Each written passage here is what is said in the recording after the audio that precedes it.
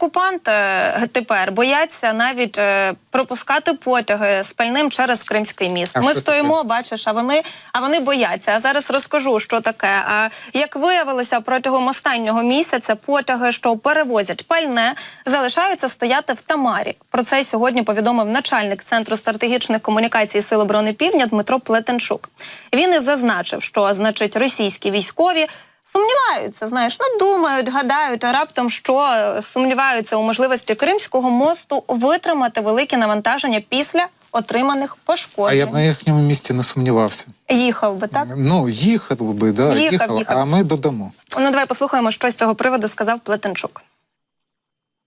Якщо ще машинами, навіть військовими вантажівками, по ньому можна їздити, то повноцінні потяги, наприклад, з пальним, стоять на Тамані вже місяць, бо росіяни не мають впевненості, що міст витримає цей вантаж після отриманих пошкоджень.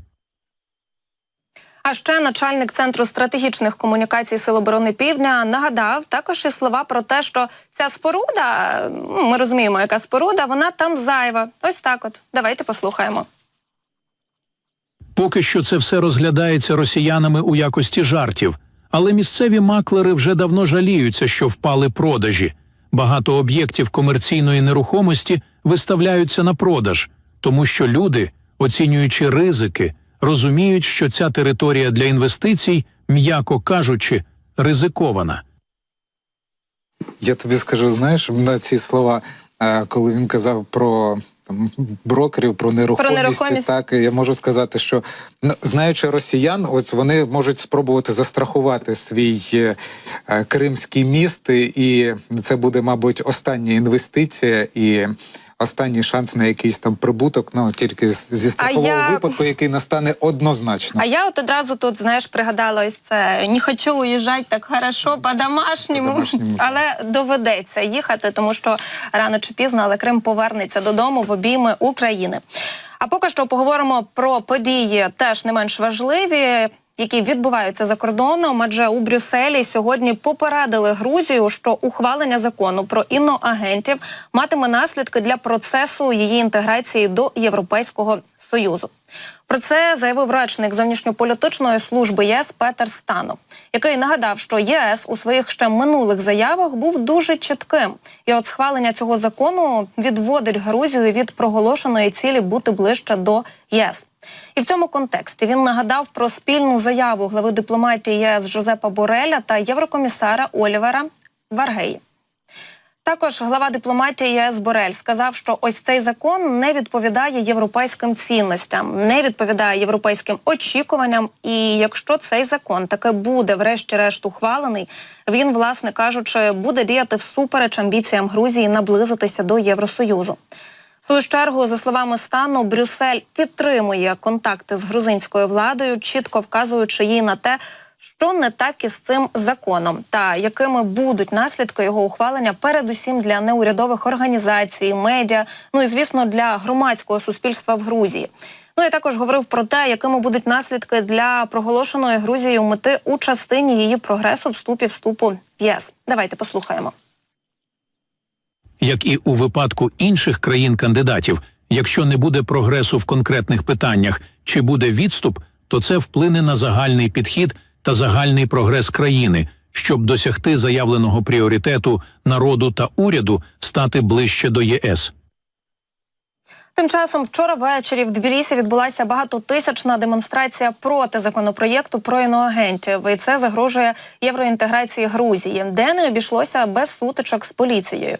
Так от, багатотисячна акція під гаслом «Так Європі» відбулася на площі Першої Республіки, звідки демонстранти потім попрямували до будівлі парламенту Грузії. Зараз ми бачимо ці кадри, погодьтеся, людей дуже багато, дійсно багатотисячним був цей мітинг. Там на акції протесту, до речі, в центрі Тбілісі затримали і кількох людей, зокрема і колишнього міністра з євроатлантичної інтеграції.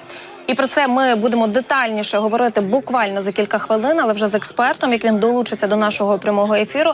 Адже дійсно ситуація напружена, непроста і важко прогнозувати, як вона буде відбуватися далі.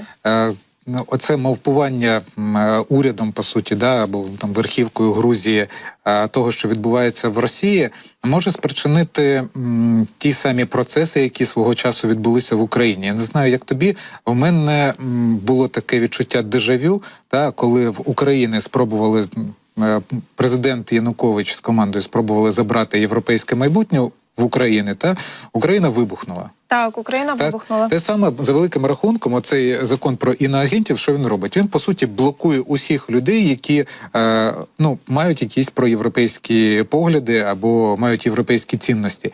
І таким чином люди ж все бачать. Да? Вони бачать, ось там сторона світла, ось там сторона темна. А Росія своїми діями перефарбувала світ у два кольори. От сформувалася вісь зла на чолі з Росією, і якась світла частина. Там ми не будемо ідеалізувати, там, скажімо, західний світ у всіх його там частинах. Є щось нам ментально близько, щось ментально далеке. Але якщо обирати між двома берегами, то будь-яке прогресивне суспільство або будь-яка прогресивна людина чітко визначається, що їй оце темне не підходить. Не підходить. Так? І люди виходять на вулиці. Таким чином, ми бачимо, що Росія перетворилася в такий собі осередок зла. І от, до речі, Литва, Латвія та Естонія звинувачують Росію у придушенні сигналів GPS у регіоні Балтійського моря, що несе, власне, небезпеку для цивільної авіації. Міністри закордонних справ цих країн заявили Financial Times, що ситуація стає надто небезпечною, щоб її ігнорувати. Вони вважають це частиною гібридної війни Росії проти західного світу. За оцінками опитаних експертів, за останні місяці через перешкоди GPS постраждали десятки тисяч цивільних авіарейсів компанії Ryanair, Wizz Air, British Airways, EasyJet та інших. 25-26 квітня двом літакам довелося повертатися до Гельсінки через проблеми з GPS. У березні медіа писали, що літак британських ВПС з міністром оборони на борту втратив сигнал неподалік Калінінграду. І ти знаєш, і навіть тут знайшли український слід. Виявляється, що на думку високопосадовців, таким чином Росія намагається захистити контрольований нею Калінінград від потенційних атак українських дронів. Чого бояться, те й станеться. Те й станеться, так.